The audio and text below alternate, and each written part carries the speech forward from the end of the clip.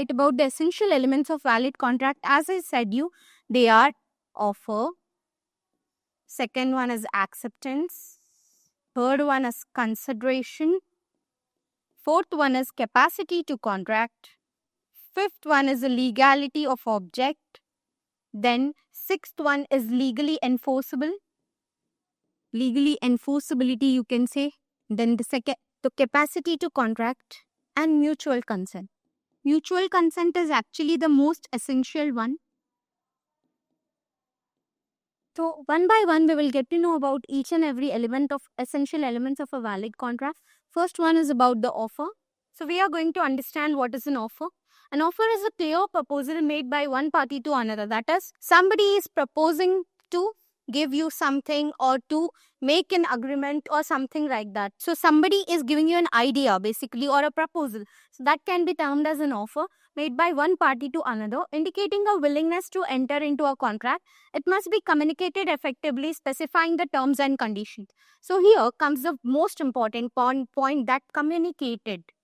The one difference between the agreement and offer is, agreement and contract is, agreement can be oral or written.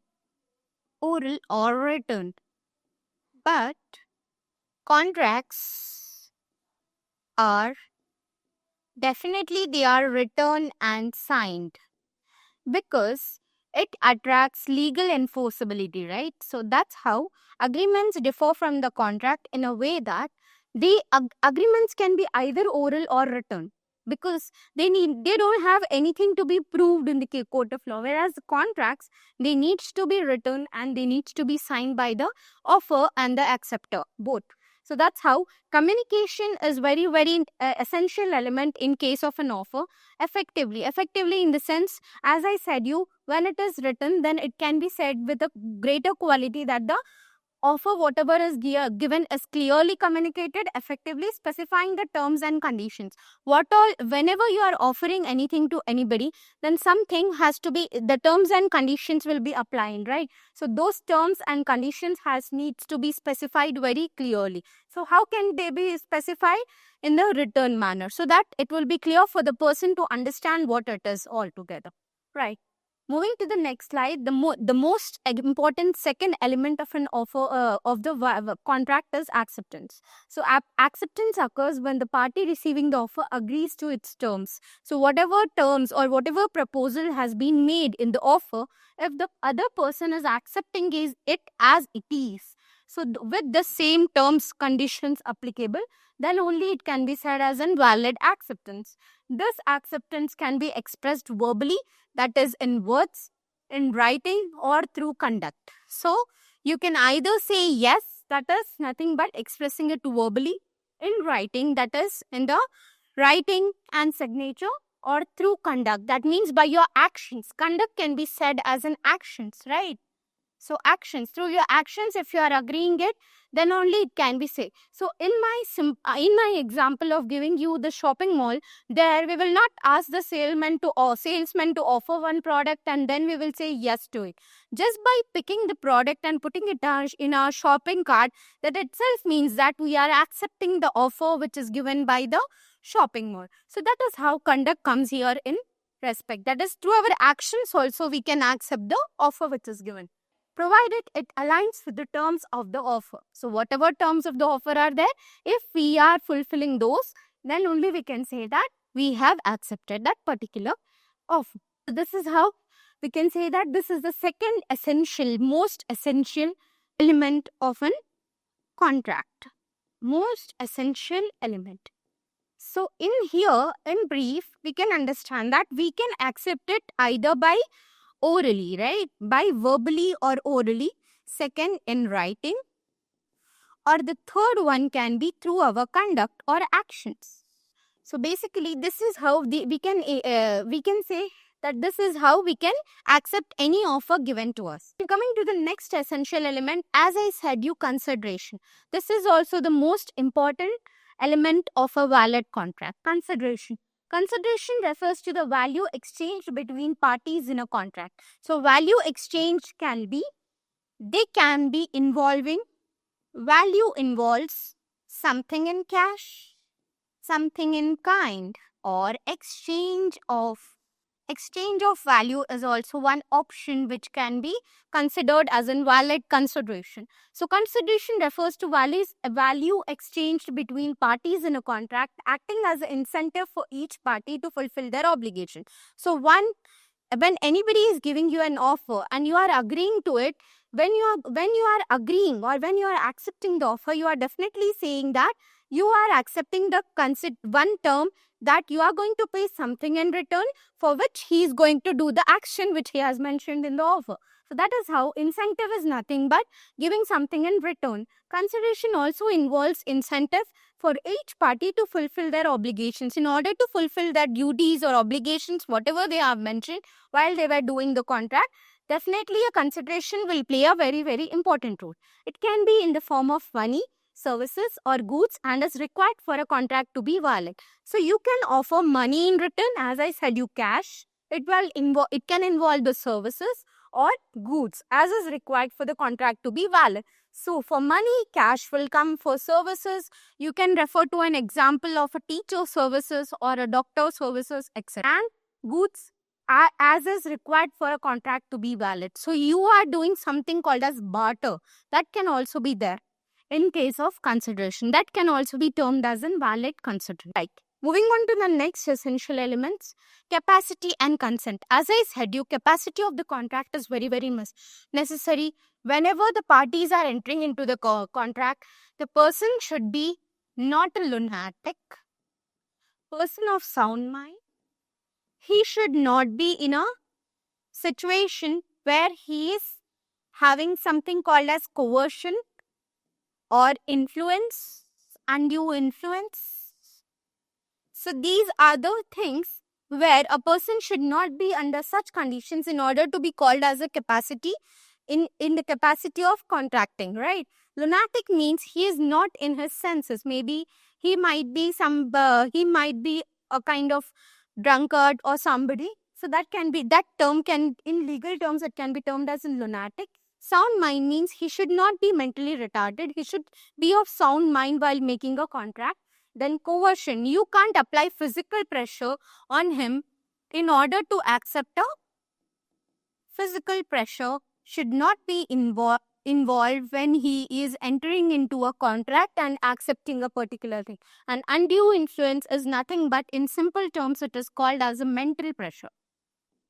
So, just by blackmailing or just by making him forcefully enter into a contract, these are not the ways how you go for understand or making the person accept the particular content. Capacity and capacity and consent makes these things clear that the person should not be lunatic. He should be of sound mind. He should not be applied physical pressure in order to say yes for anything or accept anything to a contract, and he should not be under undue influence, that is mental pressure.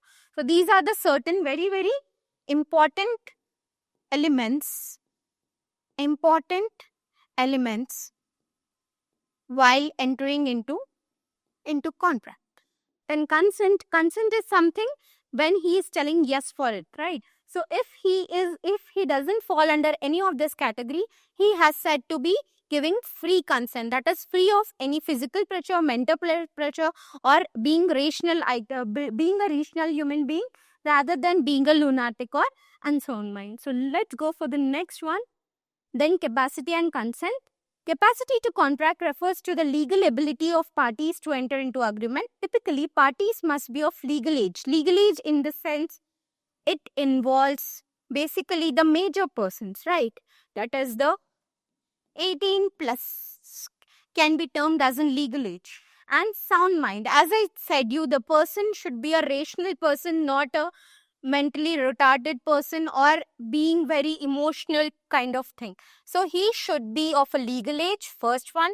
Second one, of sound mind. Minors and individuals deemed mentally incompetent may not have the capacity to contract. So the minors are the small, they are said to be not completely developed. So that's why the government has taken this 18 plus age as a legal age, and also the persons of sound mind are termed medically certified that they should not be under any emotional pressure, neither they should have which is running less than their biological age. So that is how that person can be called as a sound mind. So minors and individuals deemed mentally incompetent may not have the capacity to contract. So they cannot be termed as an capacity to contract. They are not having the capacity to contract, leading to potential viability of agreements. So voidability itself means that the cancellation of the contract.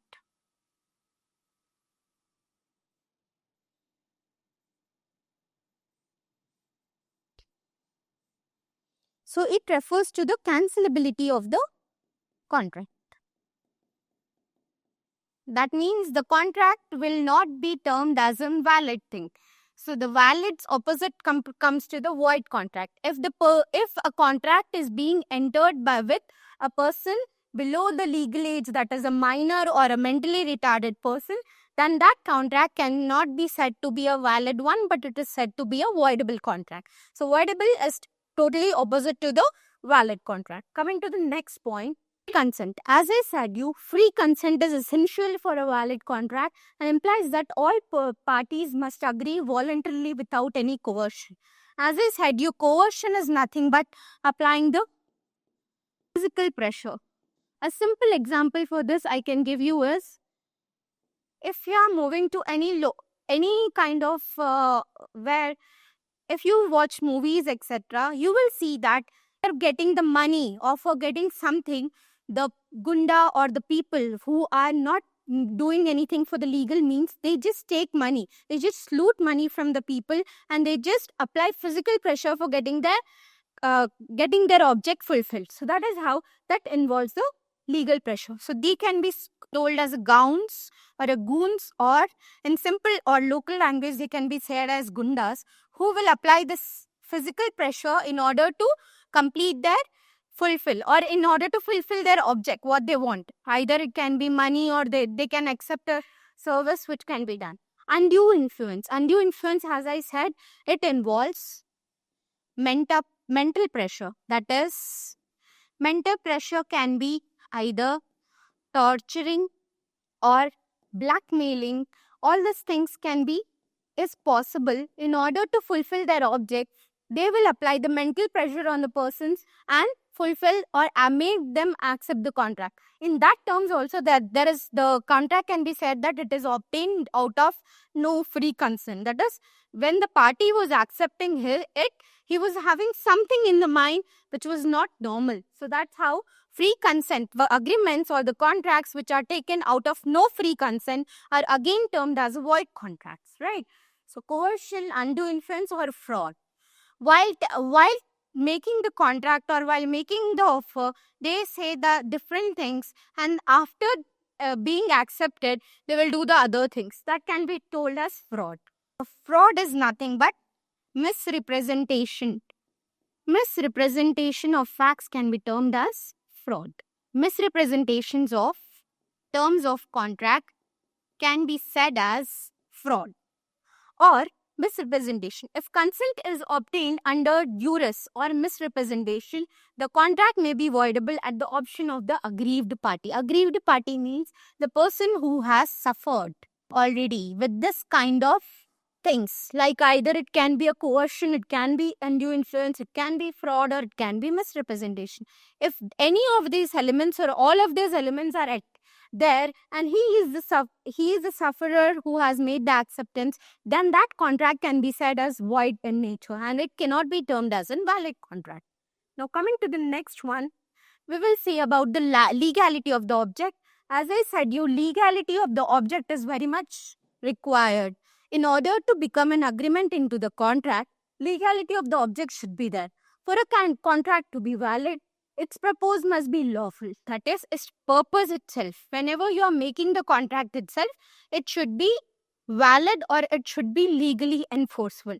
You can't enter into illegal contract. Now, what does this illegal means?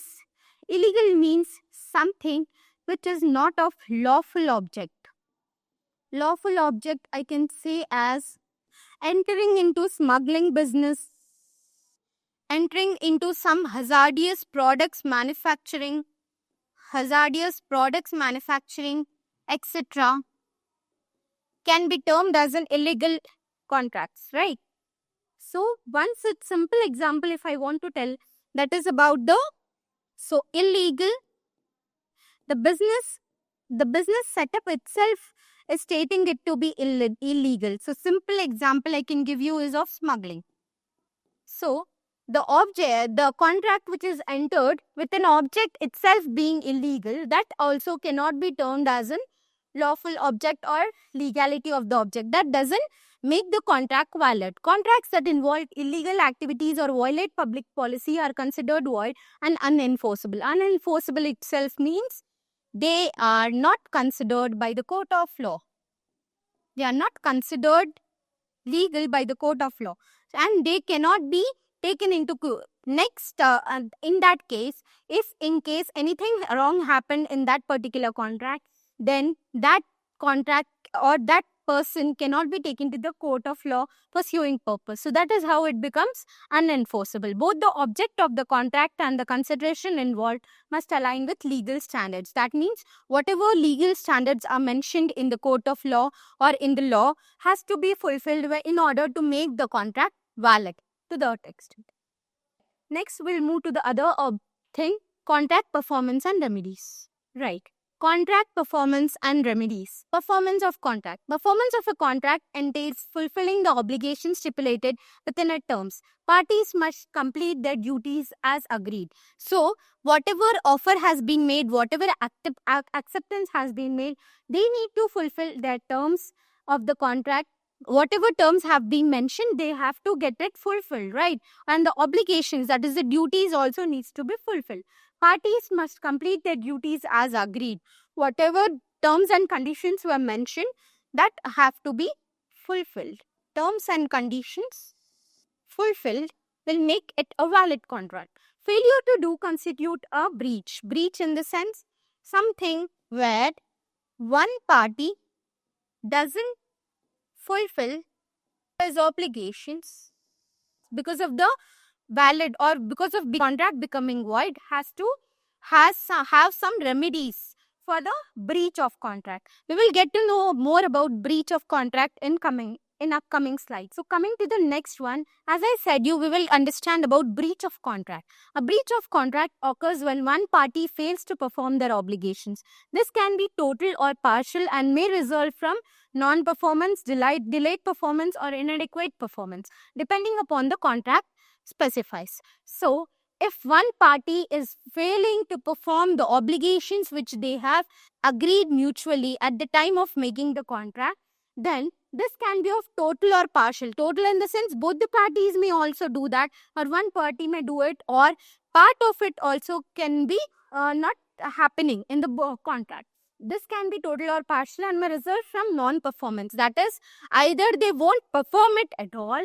Delayed performance means they might have performed. I'll give you an example for this. Suppose one trader has told that I will provide you 5 kgs of rice after a month.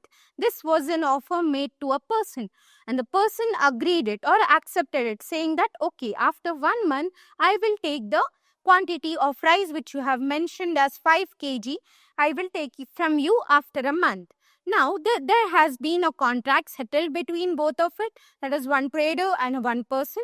So, there is a valid contract already existing between them because it has first one offer given by the trader, then acceptance that is given by the person.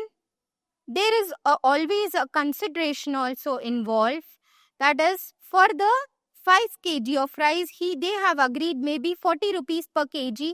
So, 40 rupees into 5 kg of rice, that is 200 rupees consideration also has been fixed by them, right? So, there is offer, there is acceptance, there is consideration, there is also competency by both the parties, because both are making this contract when they are physically and mentally not having any pressure, rather they are not involved in any kind of misrepresentation, fraud, etc. So, all the essential elements are fulfilled here. But what happens post 1 month? Post 1 month, this trader is not giving the amount of rice promised by the 5 kg of rice to this person. So what will happen from his side? It is nothing but the partial kind of breach. So partial breach from his side.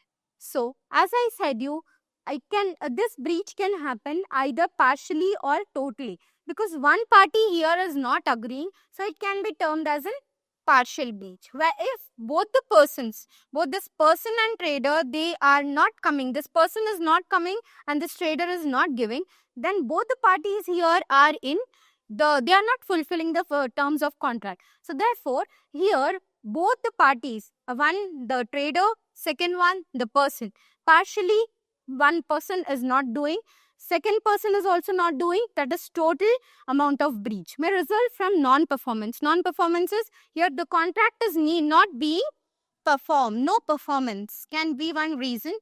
Or else, if in second case, if the trader says that come after 2 months, I will be delivering you the same amount of 5 kg of rice for 40 rupees, that is 200 to that person. If he is saying instead of 1 month, he is saying that I am going to delay the duration by 2 months. So that is called as delayed performance or inadequate performance. Inadequate performance is the third case wherein trader says that no, I can't provide you 5 kgs. Instead, I provide you 3 kgs. So this is something where you have less quantity than the promised one. So therefore, inadequate performance depending on the contract specifications. As I told you, these are the specifications in our example, that this trader is going to give this person 5 kgs of rice after 1 month at 40 rupees per kg. So these are all the specifications in this particular contract, right? So that is how it might be totally breach or partially breach, or it might be completely non-performance, delayed performance, or inadequate performance. So that is how these are all the things which will involve or which will make the term of in terms of the contract or breach of contract. Breach is not performance in the simple terms, right? Coming to the remedies for the breach of contract, whenever a contract is cancelled by one party or both the parties together, it can be a partial or complete breach. As I said, there will be certain remedies or there will be certain things where the affected party or the suffered party will get certain amount of remedies. So when a contract is breached, remedies may include damages. The other party who has not completed the contract will have to pay damages. Damages can be in terms of they can be monetary damages, or they can be service specific damages. That is, they have to provide service or they have to pay in cash for the damages. Specific performance is the second one. That means the other party will force the particular person who has breached the contract to do it. Either, even if it is delayed, it can happen, it has to happen. So in case where the contract are of very, very essential nature, they will demand specific contracts. So or specific performance, you can say as. Specific performance refers to nothing but the at any cost the contract completion has to complete in any way. Either it has to be delayed or it can happen then and there only, but compulsion in completion of the contract. Compulsion in fulfilling the contract. So that can be said as specific performance, right? Then coming to the next one, rescission. Rescission is nothing but rescission refers to the complete cancellation of the contract. Complete cancellation of the contract. So this is how the person who has suffered loss because of the cancellation of contract can demand damages. Rather, he can demand cause specific performance, or he can demand rescission, or that is complete cancellation of the contract. Damages are monetary compensation for loss. As I said you, they can ask the suffered party can ask the other party to pay something called as monetary compensation, while specific performance mandates the breaching party to fulfill their contractual obligations. As I said you, he has to compulsorily fulfill the contract terms, even if it is delayed, but the obligations need to be fulfilled for sure. Rescission cancels the contract altogether. That is, complete cancellation of the contract happens when it comes to the rescission. These are the three remedies when it comes to the breach of contract. First one, damages. The damages also are of again two types: ordinary damages and special damages. So ordinary damages will only have the monetary things, or the monetary compensation can be paid, and that can be the contract can be cancelled. Whereas special kind of damages involve monetary compensation as well as legal obligation needs to be fulfilled, as well as the person can also demand the specific performance. So the special damages include the ordinary compensation, ordinary money compensation plus specific performance. So this is how the special damages is also one case where it will happen in case of the breach of contract. So this is how we can say these are the certain remedies for the breach of contract. In order to put it all together, breach remedies in simple or in a summarized way, we can put remedies as payment of damages, or else specific performance, or you can say that compulsion in performance, or the party has to rescission. That is nothing but cancellation of the contract, complete cancellation of the contract, and in future no such valid contract exists between both the parties. That's how these are some of the remedies of the breach of contract. Coming to the next slide, we will read about quasi contracts. Quasi contracts, as the name itself says, quasi means temporary. Temporary contracts which are entered between two or more parties with mutual consent. So these are how quasi contracts. Quasi is a word which is taken from the Urdu language, stating that these are temporary contracts by which are may entered between two or more parties with mutual consents. It includes all the essential elements of valid contract. So, quasi contracts are temporary in nature. They involve two or more parties with mutual consent. It includes all the essential elements. Just in order to revise it, they are offer, acceptance, consideration, validity, performance, legality of object plus free consent, and have to be enforceable in the court of law. So these are all the elements which are also included in the quasi contract. So coming up to the next slide, we will move on to the definition and characteristics of a quasi contract. A quasi contract not formally agreed upon is imposed by law to prevent unjust enrichment. That is, sometimes we just encounter certain contracts which actually are not made by us, but they are already existing to that nature. So these are generally imposed by law in the sense they are made compulsory to be fulfilled, made compulsory by the law itself to prevent unjust enrichment. Unjust enrichment means at the cost of one person, the other should not get benefited, is called as unjust enrichment. So unjust enrichment refers to at the cost of one person, the other should not prosper. By making one party suffer, the other party is getting the benefit. That can be said as an unjust enrichment. So the quasi contract not formally agreed upon is imposed by law. That means the law makes it compulsory to fulfill it.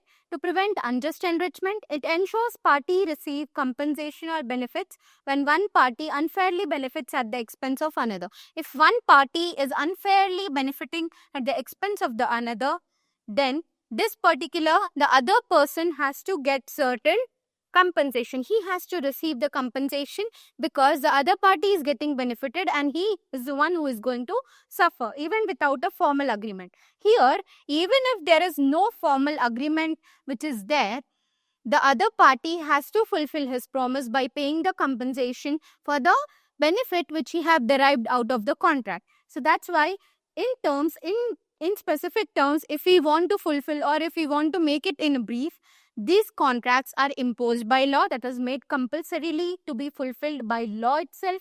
Though one party should not get benefited by making the other party suffer, that is unjust enrichment. Then the third one is receive compensation for the or benefits when one party unfairly benefits. One party is getting benefits by making the other party suffer, then he has to get the compensation or benefit for the things he has done. One party unfairly benefits at the expense of another, even without a formal agreement. Even if they don't agree, or if they don't make an agreement in starting also, he has to fulfill the agreement or a formal agreement because it is imposed by the law or because it is said in the law. It is related to, I can give you an example about we can say that example of imposed by law is we vote for elections. That is one obligation which is imposed by the law, right? Even if we know that even if we are not going to get benefited, etc., that is the one obligation which is imposed by law, so we need to complete that contract at any cost. Even if the other party is taking unfairly benefits of it or expense of another, even without a formal agreement, we need to vote for our elections. So this is one kind of imposed by law thing, contract, which is mentioned, right? Then moving on to the next slide. Legal implications of quasi contracts. Quasi contracts create obligations as if a real contract existed. That means it will be just like a real contract is existing. So it will have all the terms and conditions as I mentioned earlier related to the contract, obligating the benefiting party to compensate the other party. Whoever is getting benefit out of such contract has to compensate the other party, right? Then for the value received, whatever value he has received, he has to compensate the other party for receiving that benefit. They serve as a legal remedy in the absence of mutual agreement. That means they have to go for the legal implications.